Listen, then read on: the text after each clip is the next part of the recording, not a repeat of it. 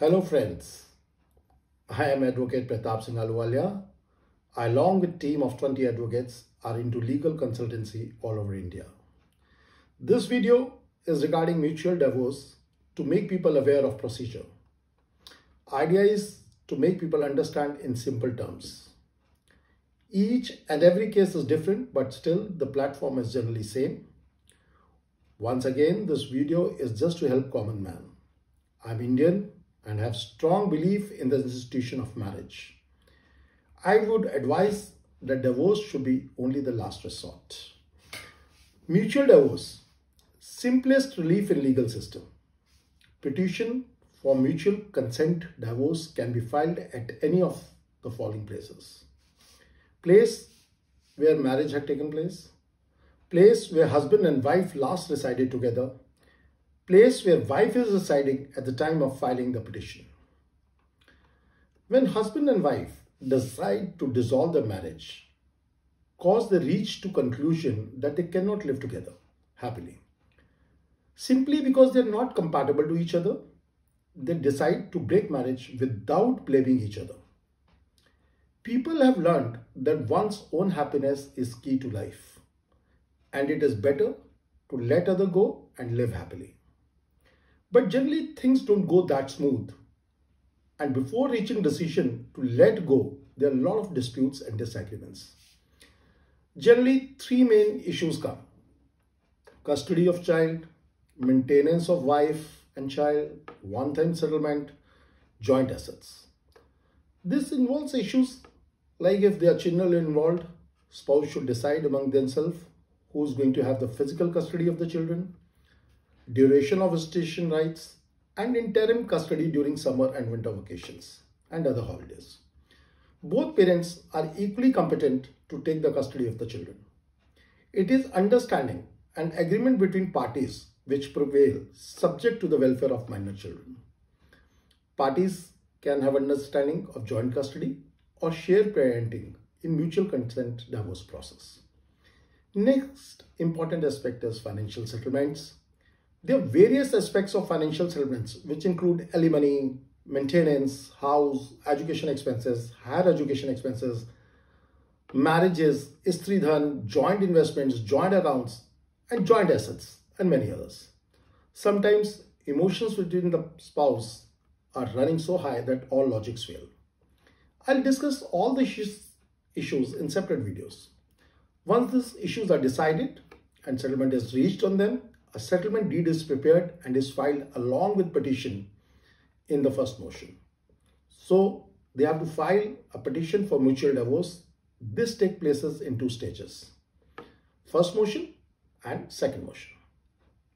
In first motion, a simple petition, which is joint petition, is filed by both husband and wife through their separate counsels, or they can choose to have same counsel, along with the affidavit attested by oath commissioner, along with the settlement deed.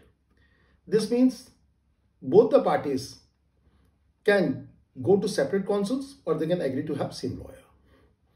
They have to sign the petition and affidavit, get it attested by oath commissioner. Oath commissioners are available in the courts only, and then the petition is filed in the court in registry. Thereafter, the date of appearance is marked. Then the parties have to appear in family court. They have to record their statements in the court as mentioned in the petition. Judge may ask one or two questions to verify. Judge may also ask if terms of settlement deeds have been fulfilled. Thereafter, judge accepts the first motion. After passing of first motion, parties are called upon to wait for 6 months period before moving petition for second motion. This period is extendable up to 18 months. This 6 months period in mutual consent divorce is generally called cooling off period. 6 months period are given to parties to rethink their relationship again. It is given for reconciliation. If parties do not want to wait for 6 months, they can file application for waiving of this period along with second motion petition. Family court has discretion to waive off the period, and it can be waived off by the concerned family court. This time period of 6 months can be waived off and may be reduced to less than 1 month or 15 days. After a 6 months period, as per law, if the parties are unable to reconcile and still want divorce, or if the parties have decided not to wait for 6 months and want to proceed, they'll have to file second motion along with the exemption application, which is similar like first motion, a joint petition and affidavit duly attested by the Oath Commission and have to appear in the court again. Statement of the parties would be recorded again. Judge may verify the facts again. During the period of 6 months, that is before moving second motion, both the parties have liberty to withdraw their consent for divorce, and the order passed in the first motion will hold no value. To make it simple, if you have given consent in the first motion, but you do not want to go ahead in the second motion, nobody can force you, and consent in the first motion holds no value. After this, court passes an order dissolving the marriage by granting degree of divorce, and thereby marriage stands cancelled. This means the marriage is over.